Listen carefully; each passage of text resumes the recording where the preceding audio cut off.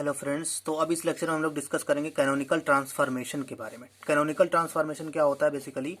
Canonical transformation में हम क्या करते हैं, हमारे जो पुराने कोऑर्डिनेट्स हैं स्मॉल क्यू और स्मॉल पी, उनको हम नए कोऑर्डिनेट्स कैपिटल क्यू और कैपिटल पी में चेंज कर देते हैं। इसको करने से क्या फ़ायदा मिलता है कि हमारे पास जैसे मान लीजिए स्मॉल क्यू स्मॉल पी का एक कॉम्प्लिकेटेड सेट ऑफ इक्वेशन है, उसको हम क्या करते हैं, एक सिंप्लीफाइड कैपिटल क्यू और कैपिटल पी के फॉर्म में चेंज कर देते हैं।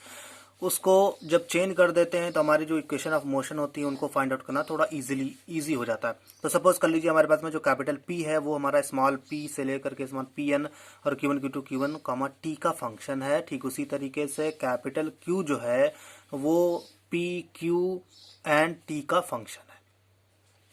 अब हमने क्या किया, जब कैपिटल पी और कैपिटल क्यू को डिफाइन कर दिया तो कोई एक नया हैमिल्टोनियन भी हमें डिफाइन करना पड़ेगा, नई इक्वेशन ऑफ मोशंस बनेंगी इन टर्म्स ऑफ नए न्यू हैमिल्टोनियन। तो वो हैमिल्टोनियन हमने सपोज कर लिया कि वो एच प्राइम है, तो हमारी जो इक्वेशन ऑफ मोशन होगी इन टर्म्स ऑफ हैमिल्टोनियन वो क्या होगी, p q dot equals to minus का डेल एच प्राइम और डेल क्यू के एंड क्यू के dot equals to del H prime by del p के। अब जनरेटिंग फंक्शन, जब हमने क्या किया, कैनोनिकल ट्रांसफॉर्मेशन किया in terms of capital Q capital P, तो हमारा जो लैग्रांजियन था जो स्मॉल पी स्मॉल क्यू के टर्म में था वो कैपिटल पी कैपिटल क्यू में चेंज हो जाएगा। लेकिन इन सब के लिए एक कंडीशन है कि हैमिल्टन्स प्रिंसिपल जो है डेल और L D T principle of least action वाला जो प्रिंसिपल है वो हमारा सेटिस्फाई होना चाहिए, चाहे हमारा पुराना लैग्रांजियन हो या फिर हमारा नया हैमिल्टोनियन लैग्रांजियन हो।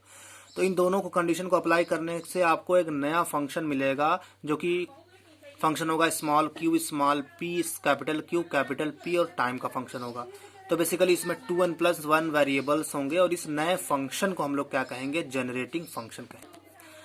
अब इन कंडीशंस को लगा करके आपको कई टाइप्स के जनरेटिंग फंक्शन मिलेंगे। ये कोई जरूरी नहीं है कि इसमें चारों वेरिएबल्स हो, ये हो सकता है कि स्मॉल क्यू कैपिटल क्यू हो, स्मॉल क्यू कैपिटल पी हो, small P capital Q small P, इस तरीके से हो। तो हमें 4 जो है न्यू जनरेटिंग फंक्शंस मिलेंगे, will be F1 small Q capital Q small Q capital P small P capital Q small P capital P.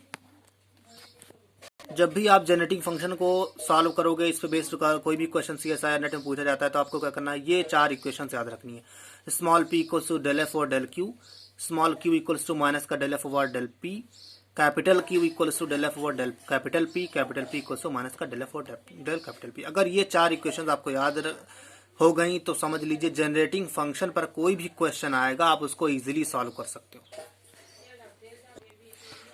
अब फॉर एग्जांपल सपोज कर लीजिए ये जो क्वेश्चन है वो पूछा गया है जून 2014 में और 5 मार्क्स का क्वेश्चन पूछा गया है, वो भी जेनेटिक फंक्शन पे। इसमें कहा गया है कि canonical transformation relates old coordinates to new coordinates by capital q equals to small q square और capital p equals to small p by t q. आपको क्या करना है, जनरेटिंग फंक्शन फाइंड आउट करना है।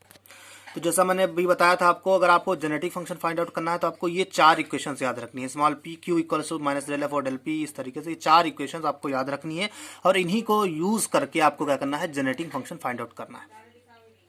आपने क्या करना है, आपको ये 2 वाली इक्वेशंस यूज करनी है यहाँ पर इस वाले क्वेश्चन में। तो सबसे पहले आप यूज करोगे small p equals to del F और del q, small p equals to del F और डेल क्यू हो जाएगा। अब स्मॉल पी स्मॉल पी की वैल्यू जो है वो आप इस वाली इक्वेशन से निकालोगे तो स्मॉल पी इक्वल्स हो जाएगा पी कैपिटल पी, तो ये हो गया capital P into small t Q.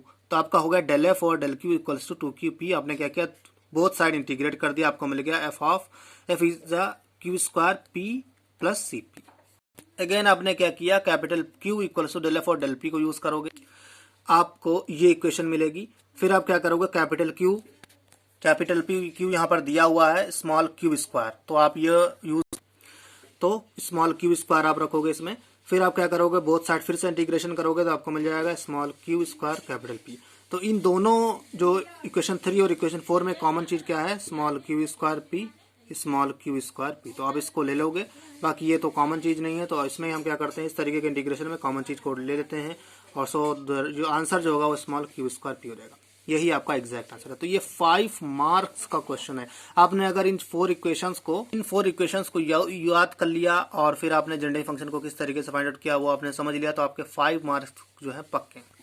सो अगर आपको ये वीडियो पसंद आया तो please like, subscribe, share and hit the bell icon for more updates. Thanks for watching.